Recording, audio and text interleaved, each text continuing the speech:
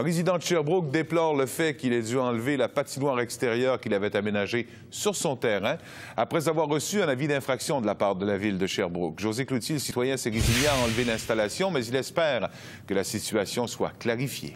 Oui, Jean-Christophe, écoutez, l'objectif de Jean-Christophe Bossé était que les gens de son quartier, ses amis et lui puissent profiter des joies de l'hiver, puissent s'amuser. C'est pourquoi le passionné de hockey avait aménagé dans sa cour arrière de sa résidence du chemin North-Atlee une patinoire d'une dimension suivante, 18 mètres par 12 mètres ou, si vous préférez, 60 pieds par 40 pieds. Alors, le 2 décembre, il a reçu un avis d'infraction de la ville de Sherbrooke, le sommant d'enlever sa patinoire, les bandes, les lumières et toute l'installation finalement.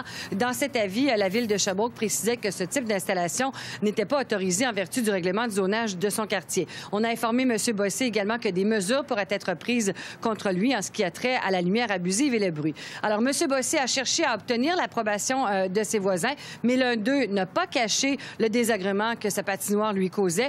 M. Bossé s'est donc plié à la volonté de la ville et a défait sa patinoire. On écoute. Moi, une patinoire extérieure, ça reste comme une piscine hors terre qu'on a dans notre cour chez nous.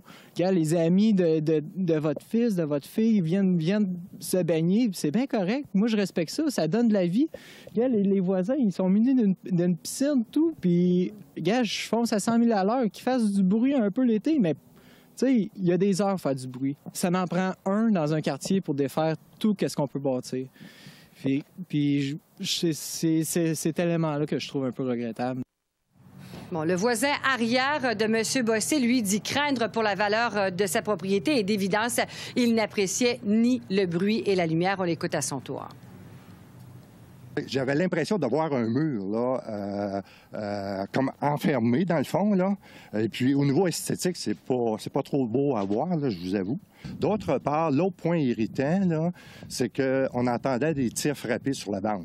Si un jour, je décide de revendre ma propriété,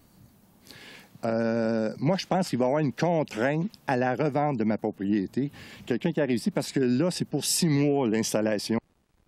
Bon, la Ville réagit comment, elle? Bon, il faut d'abord spécifier, Stéphane, qu'il n'y a pas de règlement à la Ville de Sherbrooke régissant l'aménagement d'une patinoire résidentielle. Dans ce cas-ci, la Ville a précisé d'une part que M. Bossé, cependant, n'avait pas demandé de permis pour aménager une telle structure. On nous a rappelé qu'il ne s'agit pas d'une petite patinoire, mais bien d'une patinoire de type quartier. Donc, on dit avoir agi en vertu du règlement sur la construction lorsqu'il est question d'aménager, d'agencer des matériaux ensemble. Voilà. Merci. Au revoir. Au revoir.